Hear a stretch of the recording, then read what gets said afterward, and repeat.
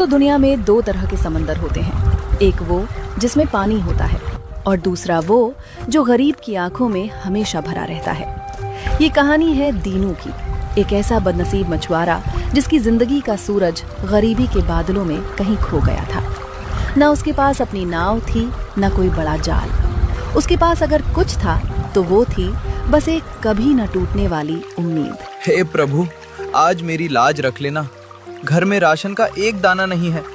मेरी छोटी मुन्नी कल रात से बुखार में तप रही है और वो छोटा राजू भूख से रो रो कर सो गया। आज अगर मछली नहीं मिली प्रभु, तो मैं किस मुंह से घर जाऊंगा। दीनू ने अपनी पूरी जान लगाकर जाल फेंका, लेकिन तभी नदी का सन्नाटा टूटता है एक बहुत बड़ी गड़गड़ाहट से। अरे ओ कीचड़ के मेंढक, दीनू क्यों सुबह सुबह अपनी हड्डियां गला रहा है रे? देख, ऊपर देख, नदी की सारी बड़ी रानियां तो मेरी नाव की मेहमान बन गई हैं। तेरे नसीब में तो बस नदी का कचरा और ये कीचड़ ही बचा है। मालिक, इसकी हालत देखिए। लगता है आज ये हवा खाकर ही पेट भरेगा। सेठ जी, आप नाव पर हैं और मैं जमीन पर, बस यही फर्क है। पर याद रखिएगा, पेट की आग अमीर और गरीब नहीं देखती। आज मेरा जाल खाली है, पर ऊपर वाले के घर में देर है, अंधेर नहीं। चुप कर कंगाल, जुबान लड़ाता है मुझसे। तेरी ये फिलोसॉफी तेरा पेट नहीं भरेगी। चल रे, नाव बढ़ा आगे। इसकी मनहूस शक्ल देखकर दिन खराब हो गया।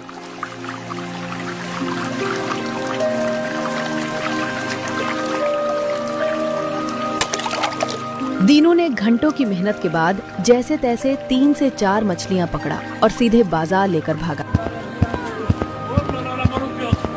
उसे लगा था कि शायद आज 50 से 100 रुपए मिल जाएंगे तो घर में आटा आ जाएगा, लेकिन बब्बन सेठ की नजर उस पर पड़ गई।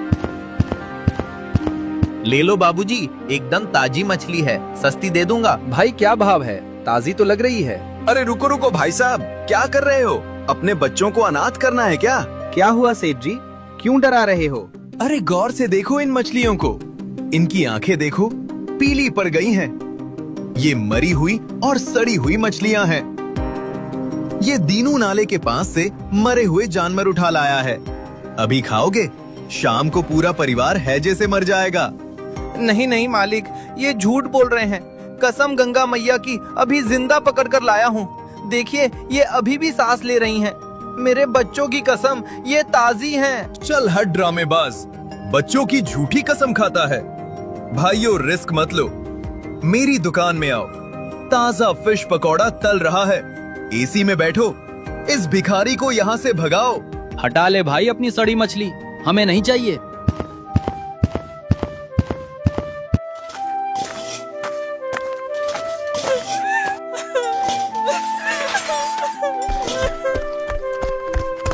अरे ये क्या कर रहे हो मुंशी जी? मेरे घर का सामान क्यों फेंक रहे हो? सामान नहीं, कल तुझे भी बाहर फेंक दूंगा दीनू। लाला जी का आदेश है। तूने 6 महीने से कर्ज का ब्याज तक नहीं दिया। अगर कल सूरज डूबने तक 5000 रुपए नहीं मिले तो इस जमीन पर लाला जी का कब्जा होगा। फिर अपने बीवी बच्चों को लेकर सड़क पर रहना। मुंशी जी रहम करो, 5000 रुपए तो मैंने सपने में भी नहीं देखे। मुझे थोड़ा वक्त और दे दो। वक्त खत्म, कल शाम को आऊंगा। या तो पैसा रखना या घर खाली रखना।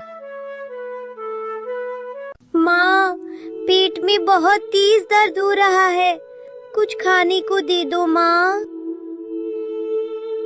बस बेटा, खाना बन रहा है। देखो चूल्हा जल रहा है ना, थोड़ी देर सो जाओ, जैसे ही बनेगा मैं उठा दूंगी। उस माँ के दिल पर क्या गुजर रही होगी जो अपने भूखे बच्चों को सुलाने के लिए खाली पानी उबाल रही थी। दीनू अपनी बेबसी पर खून के आंसू रो रहा था। सुधा, मैं हार गया। कल घर भी छिन जाएगा, हम कहाँ जाएंगे? इससे अच्छा तो हम सब जहर खा लें। जी, खबरदार जो ऐसा कहा। जब तक सांस है तब तक आस है। भगवान हमारी परीक्षा ले रहा है। मुझे विश्वास है कल कुछ चमत्कार होगा। आप कल फिर नदी पर जाइएगा। लेकिन बब्बन सेठ मुझे वहाँ टिकने नहीं देगा। नदी बब्बन सेठ की नहीं है।